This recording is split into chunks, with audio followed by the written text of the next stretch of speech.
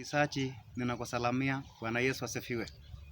Our beloved listeners, whoever is watching, we greet you in the name of Jesus. Praise be the living God. Naitwa Mchungaji Joseph Kurui. My name is Pastor Joseph Kurui. Ninahudumu katika makanisa ya Injili Timilifu. I fellowship with Full Gospel Churches of Kenya. Katika LCA ya Ololunga. Ololunga LCA. Karibu msikilizaji katika habari ya neno la Bwana. We invite you to the message of God. Mungu akubariki. May the Lord bless you so much.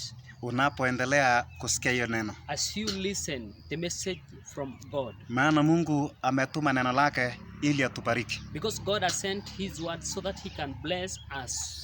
Na tutaenda kusikia neno la Bwana. We are going to read the word of God. Injili ya Luka mtakatifu. In the book of Luke. Mlango wa 17 aya 33 mpaka na ya 7. Chapter 17 verse 33 to 37. Maandiko inatamka inasema hivi. And the word of God says this morning. Mtu yeyote atakaye kuponya nafsi yake ataiangamiza. Whoever seeks to gain his life will lose it. Na yeyote atakayeangamiza ataiponya. But whoever loses his life will preserve it. Na waambia usikuo watu wawili watakuwa kitanda moja. I tell you that night there will be two in one bed. Moja atatwaliwa, moja ataachwa. One will be taken and the other left.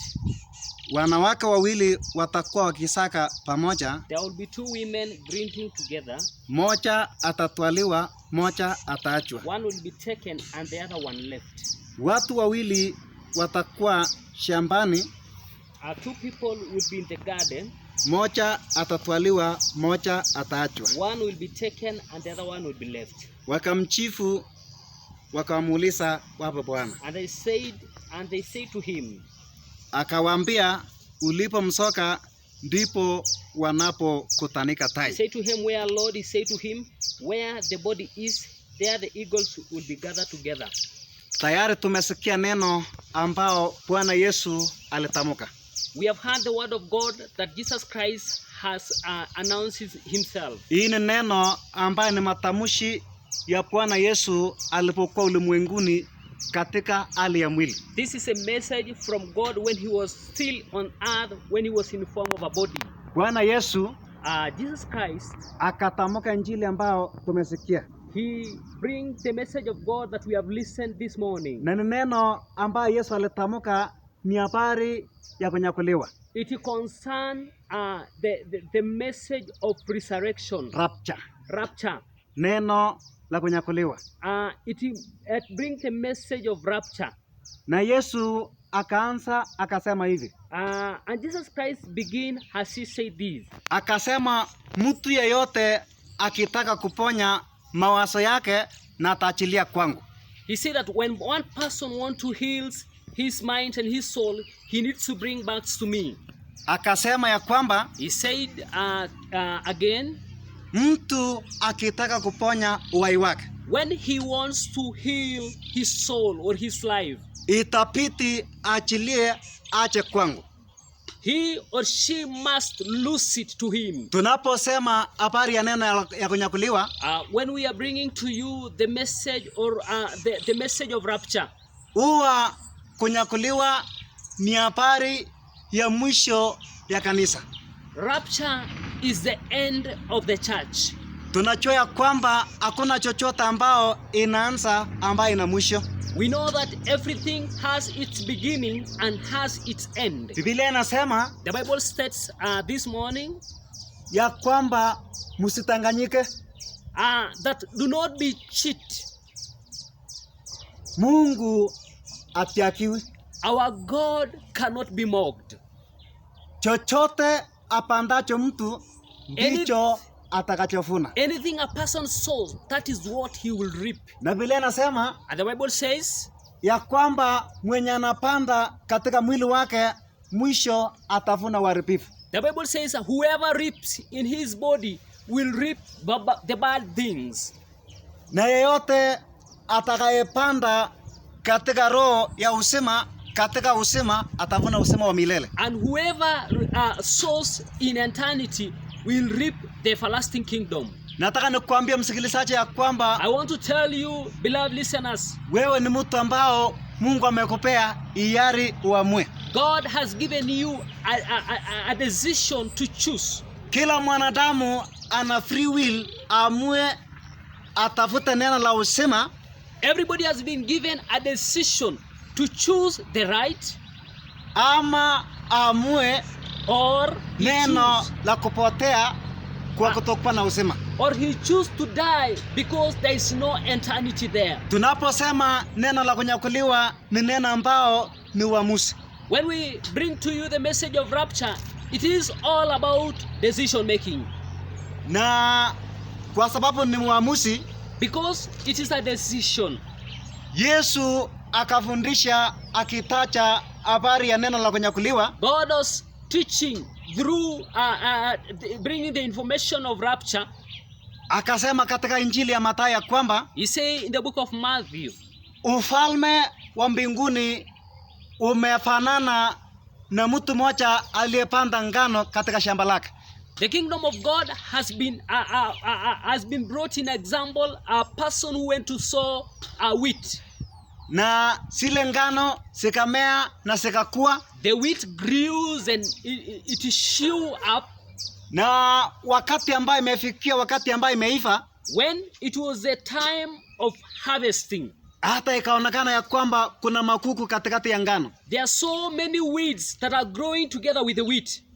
Na watumishi wakamwambia Bwana The disciples told Jesus, ya kwamba na sasa hii makuku ambayo imemea There are so situng'oe many weeds. katika ile shamba. there are so many weeds growing together with wheat. We need to uproot the weeds so that the wheat will grow nicely.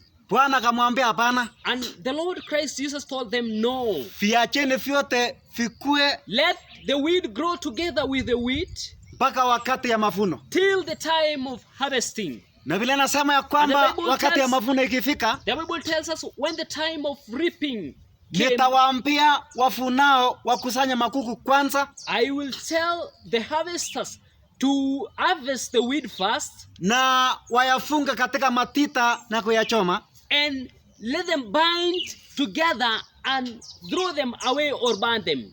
na ngano ambayo ni njema tutawakusanya na kuweka kalani. The best wheat should be gathered together and put in a store. Tunaposema neno la kunyakuliwa, When we are bringing the message of rapture, tunaona ni mafuno ya kanisa. that is the harvest of the church.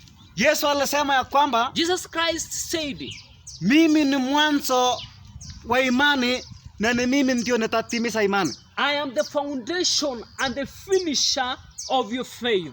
Yesu alianza imani kwetu kwa kutuchia kwa njia ya msalabani, Jesus Christ began the faith in us in form of a cross. na mwisho tutafunwa katika yeye. And the end of it, we will reap together with Jesus Christ. Hapa tumesikia neno la Mungu. Biblia inasema kwamba We have heard the message of God. The Bible said this morning, ya kwamba kuna wakati ambao hatujaambiwa ni lini na Bwana, there will be a time. We have not been told the time, but Christ is coming soon. hatujui wakati, lakini majira twaijua. We don't know the times, but we know the days are coming.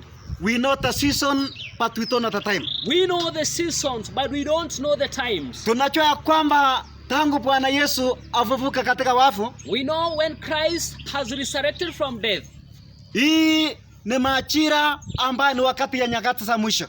These are the times and these are the seasons of the end times. Tunaposema habari ya kunyakuliwa, ni habari ya mtu aliyeta habari hiyo hapa ulimwenguni. When we are talking the message of rapture, we are bringing to you the message of God that he came to the earth. Ni habari ya mtu alianzisha kazi njema katika kwetu. It is a message of whoever who has begun a good work in us. Tunaposema kuhusu kunyakuliwa, When we are telling you about rapture, tunanena habari ya yeye aliyekuja mara ya kwanza akipitia tumbo la mama Maria. we are bringing you the message of who came first, and he was born by Mary. Na ndani yake tulipokea uzima. And in him, Christ Jesus, we have received eternity. Tunasema habari ya kuamini yeye ambao alitoa dhabihu msalabani. We are bringing the message and we are believing the message of God who has brought us salvation through the cross. na damu yake imetupa uzima. And the shedding of blood has given us life in abundance. Tunaposema habari ya kunyakuliwa, When we are bringing you the message of rapture, tunanena habari ya Mungu aliyefufuka katika wafu akaweza mauti. we are giving you the message of Jesus Christ who has resurrected and left death. Ni kwa sababu kwanza ni uzima kwa imani katika yeye. Because it is a life again in him. Ni habari ya kumwamini na kutegemea Yesu kabisa. It is a message of believing and depending on Christ alone. Na baada ya kwamba tumemwamini mtu wa Yesu, After believing in Christ Jesus, having faith in Christ Jesus, maana bila Yesu hata neno la unyakuzi hakuna hiyo neno. because without Christ there is no rapture. Na baada ya kwamba tumemwamini Bwana Yesu, After believing in Christ Jesus, Biblia inasema ya kwamba akatupa neno kuhusu kunyakuliwa, Christ gave us the word of rapture. na akasema hivi, And he said this. akasema ya kwamba siku ile, He told us those days, na waambieni ya kwamba watu wawili watakuwa nalala katika kitanda moja, two people will be sleeping together in one bed. moja atanyakuliwa na One will mwingine be ataachwa. taken and the other one will be left. Watu wawili watakuwa wanashaka, moja atatwaliwa, mwingine ataachwa. Two people will be grunting together. One will be taken and the other one will be left. Watu wawili watakuwa wanafanya kazi shambani, Two people will be doing something in the garden.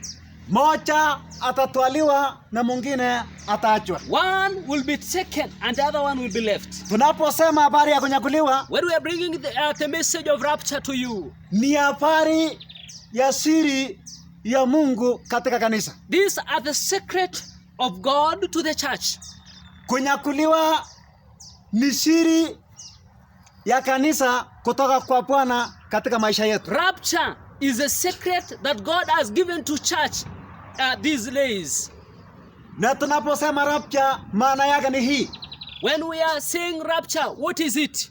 Maana yake ni habari ambao Bwana mwenyewe Rapture is the message, is the information that Christ Jesus, Bwana mwenyewe atashuka kutoka mbinguni God will come himself from heaven pamoja na mwaliko, together with a celebration. yani kupikwa kwa sauti ya tarumbeta ya mwisho, There will be a blown of trumpets at the end days. ambao ni sauti ya malaika mkuu. That is the sound of the angel. Maana yake ni kwamba Bwana Yesu aliyechemedari katika kanisa That is Christ Jesus, who is the leader of the church. amekuja na kusimama mawinguni, He will be come and he will stood in the sky. na sauti itasikika, sauti ya kiroho. And the message of the cross will be heard. Na Biblia inasema ya kwamba And the Bible says, wakati atakapokuwa amekanyanga hewani Bwana wa mabwana, when Christ came to the sky one day, wakati aliye mwisho wa mambo yote amesimama katika angani, when the finisher of our faith will stood in the sky, Mungu atasababisha hali ya kupatilishiwa mwili wa sasa waamini wote katika dunia nzima. God will ensure that our body has been changed, has been transformed to the glory. Biblia inasema The Bible kwa says- kufumba na kufumbua, The Bible says, in 1 minute, in a twinkle of an eye, sisi tulia hai tunapatilishwa, as we are living, will be transformed again. tunapatilishwa, tunapewa mwili wa utukufu kama ile ya Bwana Yesu. Will be given a body of the glory like the Christ Jesus. Na tukishapatilishwa katika mwili huu wa mchanga, When our body is being transformed na tupewe mwili ambao ni ya kiroho, and being given the body of a glory, sasa kunyakuliwa ni kuhamisha twende hewani. and will be taken to heaven. Tunaama kwa uwezo wa mbingu kwenda hewani kumlaki Yesu. We being shifted to heaven and going to receive Christ Jesus. Waamini wote mahali popote walipo, Every believer where he is, Ichalishi ako wapi, bora amemwamini Bwana Yesu. It doesn't matter where he is, provided he believes in Christ Jesus. Wote baada kubatilishwa wanapepwa, wanaenda kuelekea juu. After being transformed, will be taken to heaven. Na tunajua kwa sababu hata Bwana Yesu, And we know because we know Christ Jesus. baada ya kufufuka hata naye alipepwa akaenda mawinguni. After resurrected, he was taken to heaven.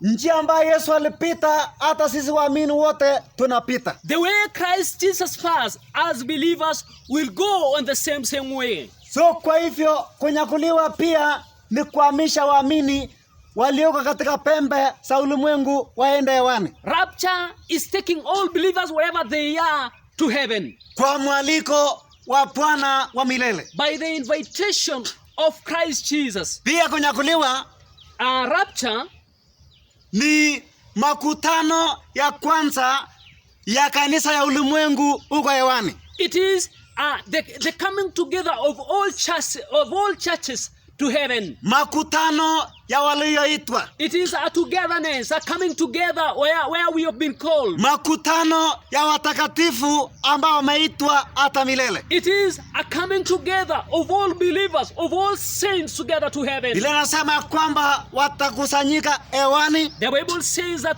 they will come together in heaven. Na hata Biblia inasema kwamba ikasikika sauti kama radi wakiabudu Mungu. And the sound of lightning will be listened as they worship God in heaven. Biblia inasema kwamba sauti ingurumayo kama maji mengi ikasikika.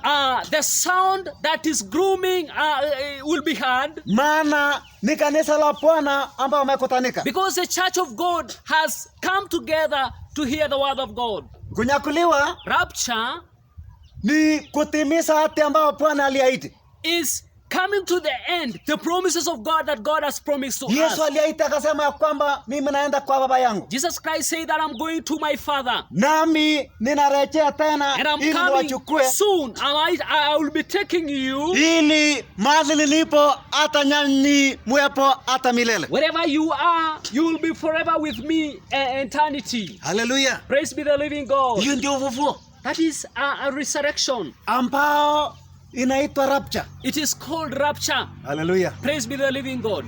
Kunyakuliwa Rapture, si kurudi kwake Yesu mara ya pili. it is not the second coming of Christ Jesus.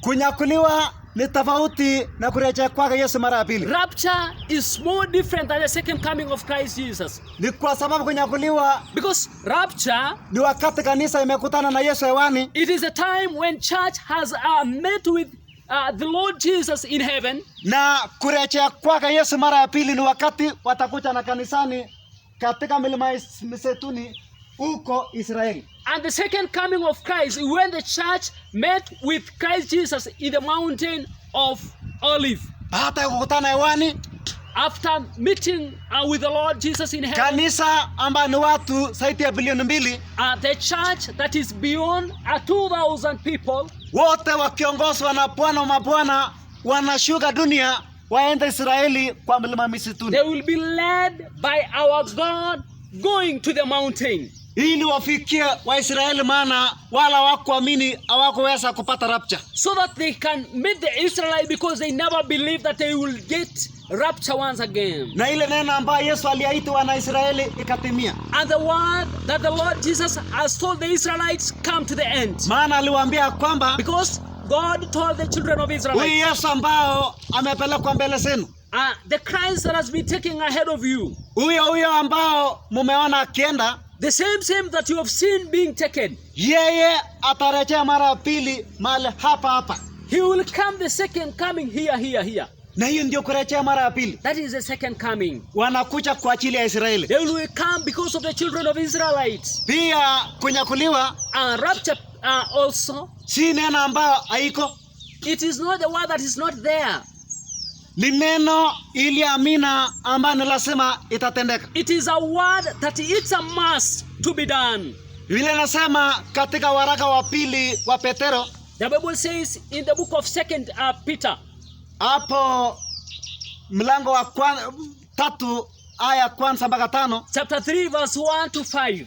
Biblia inasema kwamba kuna watu wanasema yuko wapi kurejea kwake Bwana? There are many people asking, when is the second coming of Christ Jesus? Kuna hata wengine wanakana na kupuuza. Others ignore and say that there is no the second coming of Christ. Wengine wanasema kwamba Bwana ameshakuja, akuje mara ya pili. That the Lord has come, he will not be coming the second time. Hata wengine wanaanza kuweka siku zao kwa habari ya kurejea kwake. Others start counting their days and fixing a day on the second coming of Christ. Nataka nikuambie kunyakuliwa ni neno ambao iko. I want to tell you rapture is real. Na hatujui siku. Nobody knows the day. Lakini neno ni kwamba but a word is ni siri ambayo tumeambiwa kama kanisa. It is a secret that the church has been revealed. Na kwa hivyo wale ambao wanatafuta wakitazama nje, and whoever who is looking outside and seeking wherever they are, hawatapata na wapati kwa sababu ni siri kwa kanisa. This is the secret of the church only. Habari ya kunyakuliwa ni siri ya kanisa. The rapture is the secret of the church only. Wale ambao wanakataa wanaishi gizani. Those who ignore are those who are living in darkness. Wale ambao hawana nia ni watu ambao hawana nia safi. Those who never know their ways are those people who their ways are not clean. Maana kunyakuliwa iko. Because the rapture is there. Na kwa sababu umejua rapture, because you've known the rapture now, nataka nikupe mambo mitatu ambayo ni muhimu kuhusu neno hili. I want to bring to you 3 important things concerning rapture.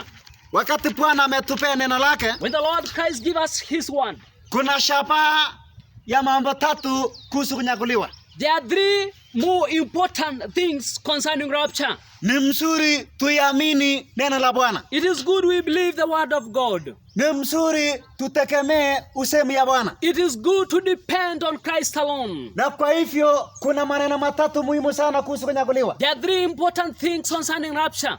Number 1, kusudi la kunyakuliwa.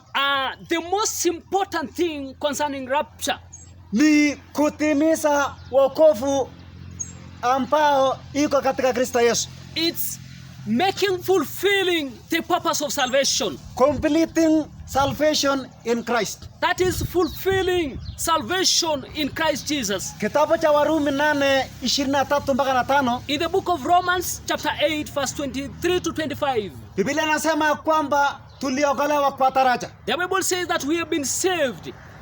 Yani sasa tumeokoka 100% kwa tendo la msalaba ya Kristo. We have been saved 100% by the message of the cross that Christ Jesus has did. Roho yetu imeokoka, tuna uzima. Our hearts has been saved. We have eternity.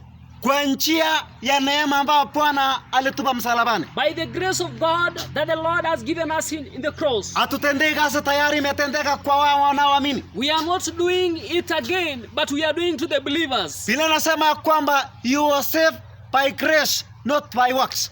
The Bible says that we have been saved by the grace of God, not our deeds. So that no one may boast.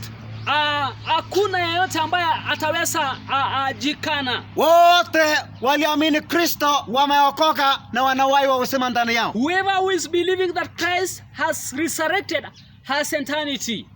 Na Biblia inasema kwamba the Bible says tumeokoka kwa daraja. We have been saved by the grace of God. Maana hatua ya pili ya wokovu ni wokovu wa nia yetu. Because the second step after salvation is our ways. Wokovu wa nia yetu inatendeka wakati tumejazwa Roho. Our ways will be changed by the filling of the Holy Spirit. Biblia inasema katika Tito 3:5. The Bible says in the book of Titus chapter 5. Ya kwamba tulimwagiwa Roho Mtakatifu kwa wingi. That the Holy Spirit has been power in us in abundance. Na tumepokea upya ya nia katika maisha. And we have received it newly in our lives. Roho Mtakatifu ni mtu ambao analeta upya ya mawazo. The Holy Spirit is a being that bring newly in our life. It transforms our lives again. Yeye ndiye anabadilisha watu wapate mawazo hii ambayo tunasema. He transforms people to get so good ways in their lives. Tunaona ya kwamba roho imeokoka, mawazo imeokoka. We have seen that the soul are saved, the ways have saved, and their minds have been transformed. Lakini mwili wetu haina uwezo ya kuokoka sasa. But our bodies has no strength to get saved. Kwa hivyo kunyakuliwa ni wokovu ya mwisho ya mwili wetu. That is now the finisher of our salvation. Hii mwili wa unyonge inapobatilishwa, when this body is being transformed again, tutakuwa tumepokea mwisho ya wokovu wetu. we receive the end of our salvation. Na ndio Biblia inasema kwamba atakayevumilia mpaka mwisho And the ndiye Bible says, atakayeokoka. whoever will be stood till the end will be saved. Maana tukishapaa isiharibika ndio tumemaliza wokovu. Because when we get the body of transformation, that is the time we get salvation. Wakati tumepata mwili ambao ni ya milele, sasa hakuna taracha tena. When we get the body of the glory, there is no any other change. Neno la kunyakuliwa inafaa Rapture is kwa sababu ya mwisho ya wokovu wetu. so that we can complete our salvation. Neno la pili, kunyakuliwa inafaa The second importance of rapture, maana kusudi lake la pili ni kwa ajili ya faraja hapa ulimwenguni. so that we can get grace in the world. Kunyakuliwa, Rapture, wote walio na hiyo imani kwa neno la Bwana whoever has got faith in the Lord Jesus atakuwa anapata faraja ipitayo kawaida kwa mambo ambayo yanatupata duniani. he will normally get grace, a lot of grace beyond and exceedingly in the world. Comfort ama faraja Getting comfort. vile nasema katika kitabu cha Wakorintho wa pili 4:16 mpaka 18. The Bible says in the book of 2 Corinthians, Vile nasema the Bible says ya kwamba atulegei, that we will not shrink. tunakuwa na hiyo matumaini ya kwamba Bwana anakuja kutunyakua. We got that faith that the Lord will come and bring rapture one day. Na vile nasema ya kwamba And the Bible says, ijapokuwa nje yetu inachakaa, though our outer person will be shedding out, lakini mtu wa ndani inafanywa upya siku baada ya siku. but our inner being will be renewed day after day. Na vile nasema ya kwamba And the Bible says, kwa sababu mateso ya nje ni ya muda tu, because the temptation or the challenges of outer are just for a while, lakini mambo ambao imetimishwa ndani ni ya milele. but things for eternity are for eternal and eternity. Tena mambo ambao tunapitia ni tiki nyepesi. And things that we are passing, that is the small that is what we are supposed to pass. Those are trials of just a short while. Yes. Ni mutachache tu. It's just for a short while. Hata hii tunaona ambayo inasumbua watu ambayo corona ni ya mutachache tu. Even if you can see corona just for a short while. Lakini lile ambayo tumepewa, Biblia inasema ya kwamba ni ya milele. What we have been given is for eternity. Mambo yote ambayo yanatupata ulimwenguni yanapita. Everything that comes in the world just for a short while. Lakini neno la kunyakuliwa ni ya milele. Rapture is for eternity. Ni faraja kwetu kwa sababu haya mambo inapita. That is the time we feel comfortable because that is what we are passed through. Ni faraja kwetu kwa sababu ni mambo ambao ni tiki nyepesi. It brings comfort to us because it's just a small trial. Kunyakuliwa inatufanya tufarijika kama kanisa. Rapture, we got comfortably. Nataka nikwambie ndugu yangu, unapopitia yale ambayo unapitia, I want to tell you, my friend, whatever you are passing through, kama ni mtu wa jamii yako ameaga, if it is the person of your family who has passed on, kama ni uchumi imekulemea, if it is the economy of Kenya has changed, kama ni ugonjwa imekusumbua kwa maisha, if it is a sickness that has bring a lot of challenges in your kama ni life, vita ambayo inainuka kwako, nataka nikwambie inapita. if anything that comes in your life, I'm telling you, it will come to pass. Naye ambayo inakutesa ni mambo ambayo ni nyepesi. Whatever that is bringing a lot of challenges just for a short while to Ni you. kwa sababu wasiamini watapata dhiki kuu. Because those who are not believers will get greater and greater trials in the end. Hawa watapitia dhiki kuu na sisi hatupitii. They will normally get a lot of challenges, and us as believers, Hawa will not go through. wasiamini wanakuwa condemned in hell. Whoever who is not a believer will be condemned in the burning fire. Nao watateseka mchana na usiku hata milele. And then will get a lot of trials for eternal. Kwa hivyo haya kwetu ama neno la kunyakuliwa ni neno ambayo inatufariji. Us as believers, we get comfortably. Jambo la tatu, The third importance of rapture. kunyakuliwa inatudhibiti tuone ahadi iliyo baraka kuu kutoka kwa Mungu. Rapture bring us the promise of getting a lot of blessing in our Lord Jesus. Biblia imetuahidi baraka kuu. The Bible has given us a lot of blessings. Kitabu cha Tito 2:13 In the book of Titus chapter 2 verse 13. Biblia inasema kwamba tukitazamia mavuno wa Kristo, The Bible says, fixing our eyes on the blessings of the Lord, Mungu mkuu aliye mwokozi wetu, our greater Lord who is in us. ambao kwake tunatarajia baraka kuu. Through him we got salvation and we got a lot of blessings. Maana Yesu akirejea mara ya pili, Because when Christ comes the second coming, kwa neno la kunyakuliwa tunabarikiwa. in form of rapture, we are blessed as saints. Ni kwa sababu kunyakuliwa tunapewa mwili ambao ni ya milele. Because after rapture, we have been given the body of glory. Kunyakuliwa inatupea tupate ushirika wa milele ambao ni kanisa. Rapture gives us a fellowship together with the church. Kunyakuliwa inatufanya tupate fahari ya kutembea huko mbinguni. Rapture gives us a chance to inherit the kingdom of heaven. Kunyakuliwa tunaenda kuona fahari ya harusi ya mwana kondoo. Rapture gives us a time to see the wedding of the Son of God. Kunyakuliwa tunamwona Yesu uso kwa uso. Rapture gives us a chance to see Christ in our eyes. Hatutakuwa tunategemea tena imani, tumemwona na tutatulia katika We yeye. won't be depending on faith, but we'll be believing in him. Kunyakuliwa hatutakuwa na matumaini mengine, maana tumempata tuliyomtafuta. Rapture will not be depending on anything, but we will be fixing our eyes on Jesus because we have gotten whoever we've been seeking. Baraka kuu, A lot of blessings. makao ya milele. We got the kingdom of eternity. Tunapokea mambo ya utukufu ya kipekee ambao inatosha. We receive the glory of Jesus that is forever. Baraka ambao haina mwisho. Blessing that has no end.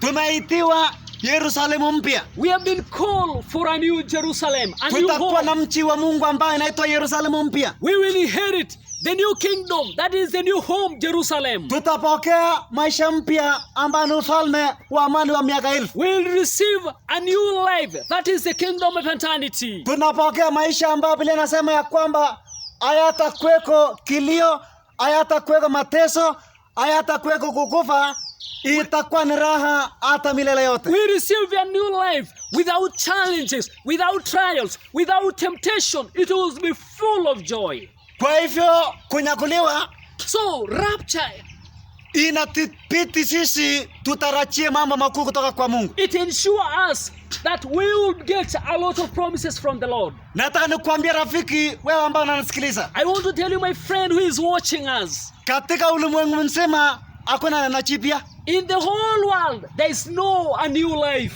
Kilicho jipya ni neno la kunyakuliwa. What is new is all about rapture. Utajiri, kujulikana Being na fame, umasomo being, na baraka nyingi ambayo iko duniani, being fame or getting a lot of blessing or getting enough education, that is what is in the whole world. hayo yote ambayo ni inapendeza mwili, All those that are pleasant in the body, hakuna hata moja itawekwa kiwango cha kunyakuliwa. there is nothing compared to rapture. Maana wakubwa kama Solomon wamekuja wamepita. Because we know kings like Solomon, they came and they went. Watu wamefanya mambo makubwa, hata tunaona Dubai majengo inaenda mpaka mawingu. People who have done great things. We have seen big cities like Dubai. They've gone to tall buildings. But there is no new word like rapture. But there is no new life like rapture. It is the whole purpose why God created us. That is the whole purpose. Hiyo ndio dhibiti ambayo Mungu ametumba kwa nini. Nataka nikuambia rafiki, mtu akikosa neno la kunyakuliwa, I want to tell my friend, if you lose rapture, you will have missed the reason for his existence.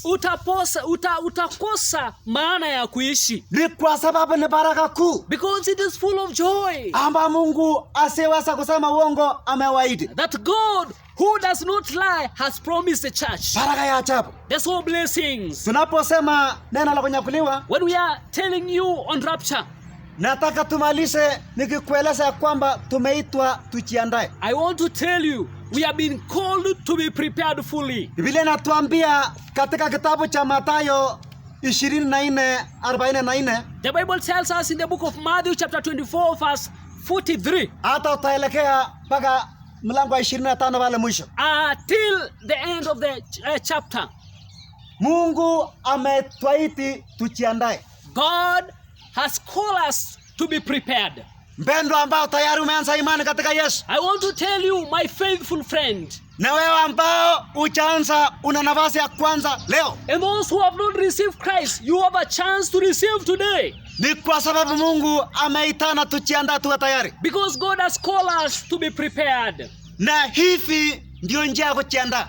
This is the way to be prepared fully. Kulingana na Mathayo 24:44 na kuendelea. According to the word of God from the book of Matthew chapter 24 verse 43, going down there, tunajiandaa hivi. We are prepared in this way. Vile katumia methali ama parable. The Bible or the word of God show or came up in form of a parable. Kwa kutumia wanawali 10. Concerning the 10 bridegrooms. Wanawali ni watu ambao inaonekana wote walikuwa wasafi. Bride are known as a clean people.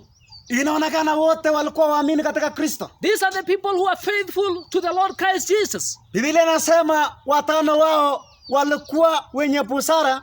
The Bible tells us 5 bride were full of knowledge. Na watano wao walikuwa wapumbavu. And 5 of them are foolish.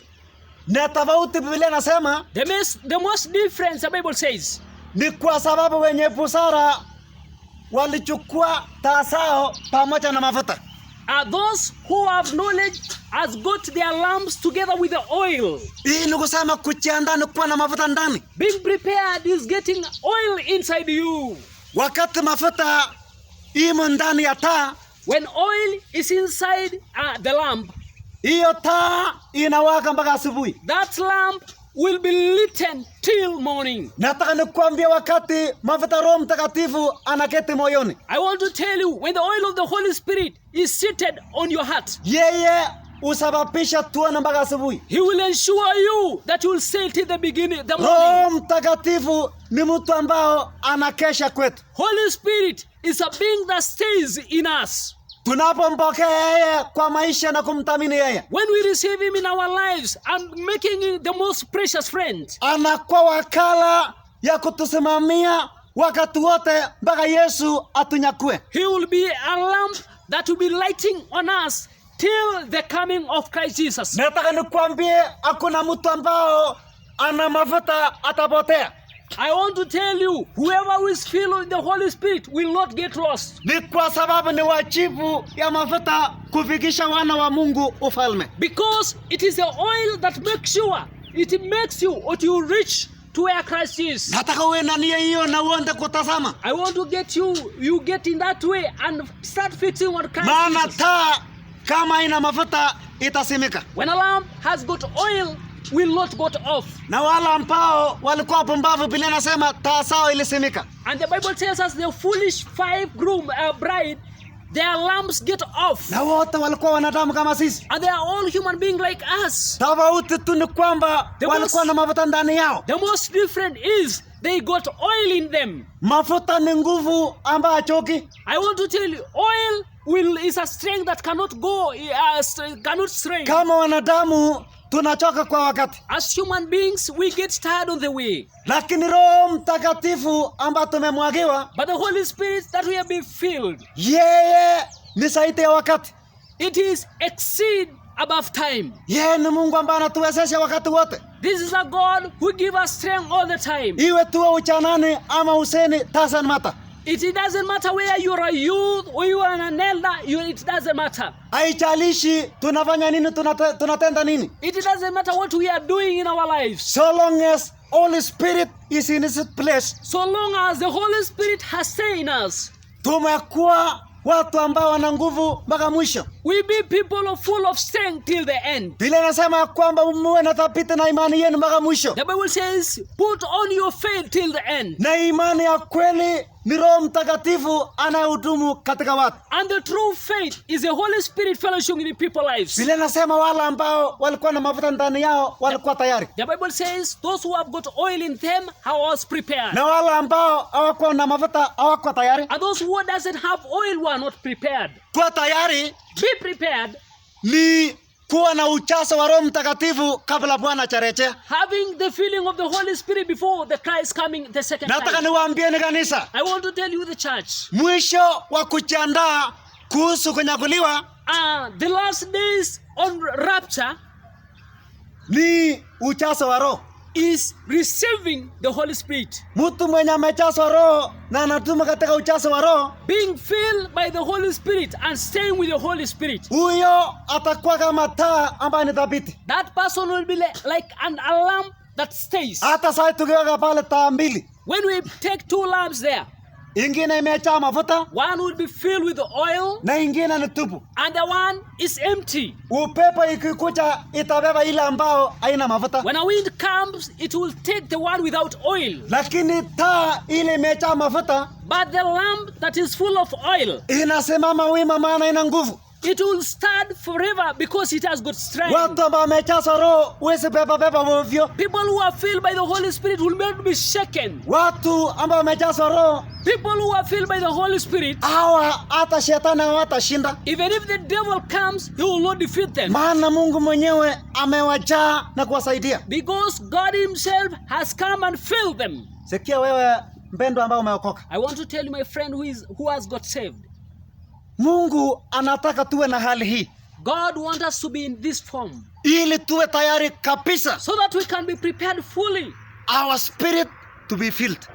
Our human nature, our inner being, be filled by the Holy Spirit. Ninarudia, I want to tell you, kujiandaa kuhusu kunyakuliwa being prepared concerning rapture, ni to remain in a state of spirit-filled living, by remaining in a spirit-filled life. kutumu katika hali ya ujazo wa Roho. Kukaa or you staying in a life filled by the Holy Maana Spirit. kama wanadamu katika hali ya mwili tuko dhaifu. As human being in form of body, we are weak. Wote wenye mwili hawana nguvu wanayojitoshelesha Those who are weak have no kuweza strength kupingana na kazi ya giza. to stay in the ways of darkness. Yes. Tunakuwa tayari wakati tumemwamini yeye, We are prepared by believing in him, ambao anajaa ndani yetu. who has filled in us. Nataka nimalize nikikwambia kwamba I want to complete or conclude by telling you, hata wale wanawali even the bride, wale walikuwa na mafuta ndani yao, those who have got oil in them, Biblia inasema wakati Bwana alirejea, when the bridegroom came, hawa wakanyakuliwa wakaama na Bwana mawinguni. those who has got oil go together with the groom. Wale ambao hawakuwa na mafuta, Those without the oil, hawakuwa tayari. they were not prepared. Na Biblia inasema kwamba And the Bible tells us this morning, walipokuwa wakienda kununua, Bwana akarejea na when wakawachwa. they went to purchase oil, the groom came and left with those with oil. Na ile inashangaza ni hii, The great amazing thing is, Biblia inasema kwamba wakati walisema Bwana Bwana, the Bible says when they call the groom, ya kwamba utufungulia hata nasi. that can you open the door to us? Akaambia kwamba poleni, maana mlango imefungwa. He told them, sorry, the door has been closed. Kwa ufupi ni hii ya kwamba In short, the Bible says, Bwana anapokuja kunyakua kanisa hapa ulimwenguni, when the Lord come to take the church to heaven, kila ambao atatumia ili anyakua watu na mafuta ndani ya watu, what he will use is the oil inside people's lives. kriteria ya Mungu ndio anyakua kanisa ni walio na mafuta. That is the first criteria, that he will use those who has got oil in themselves. I want to tell you reality. Nataka kuambia ukweli. Jesus is not coming for empty body. Yesu hakuji kwa ile mili ambayo inakaa kafu. He is coming for his life in us. Atakujia maisha yake ambayo inadumu ndani yetu. He doesn't come for anything. Hiyo haijalishi chochote. He come for his life in us. atakujia maisha yake ambayo ametupatia sisi. It doesn't matter who you are. Haijalishi wewe ni nani. It doesn't matter where you come from. Haijalishi unatoka wapi. It doesn't matter what you have. Haijalishi nini uko nayo. I'm telling you one word. Nataka tu kuambia jambo moja.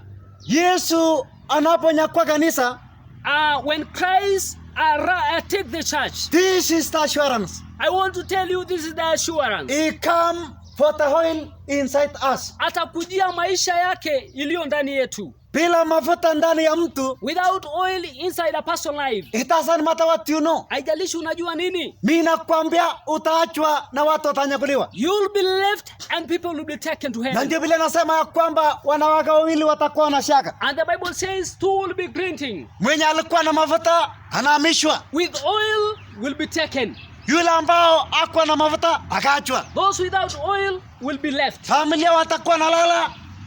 The family will be lying together. Mwenye ana mafuta atanyakuliwa. With oil will be taken to heaven. Yule ambao ana kitu ataachwa. Those without will be left. Wanaume watakuwa wanafanya kazi shambani. Men will be doing something or activities in the garden. Wanaume wote ambao wana mafuta, Men with oil, hawa watanyakuliwa. those will be taken. Na wale ambao wana mafuta wataachwa. And those without oil will be left.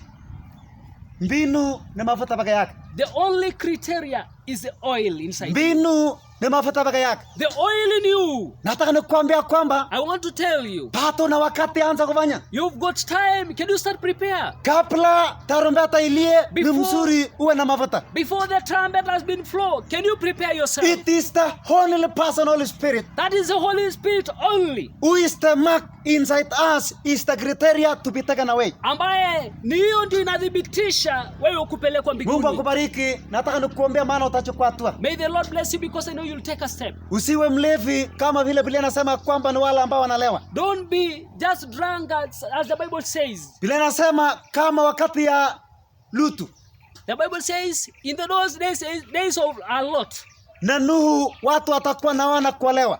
and Noah, people will be marrying and doing their own things. Wengine watakuwa na kula na kukunywa, People will be drinking, others will be na siku celebrating. ile itawakuchia kabla, But that day will come without you knowing, kwa sababu hawakujiandaa kwa kupokea mafuta. because you are not prepared to receive the oil. Nataka nikuombee ili uwe tayari I want to prepare you so that you can be na prepared. uchukua hatua katika jina la Can Yesu. you take a step in the name of Jesus? Baba Mungu, katika jina la Yesu, Father Lord, in the mighty name of the Lord, ninakushukuru kwa msikilizaji wako. we thank you because of our beloved listeners. Ninatamkia neno lako la ufalme. I'm praying for eternity in you. Ninamwombea nafasi kutoka kwako katika jina la Yesu. Praying that you give a chance in you in the name of Jesus. Na kushukuru kwa sasa umemtendea. We thank you because you have done mercies in him. Katika Kristo tumeomba na kushukuru. In the Lord Jesus Christ, we have prayed, trust and believe. Amen. God bless you. Amen. May the Lord bless you. Amen.